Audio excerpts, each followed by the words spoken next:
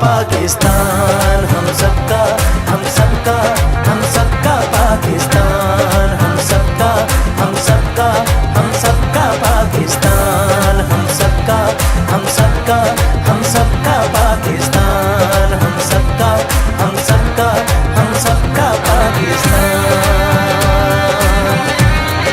سب کا پاکستان، پیارا پاکستان۔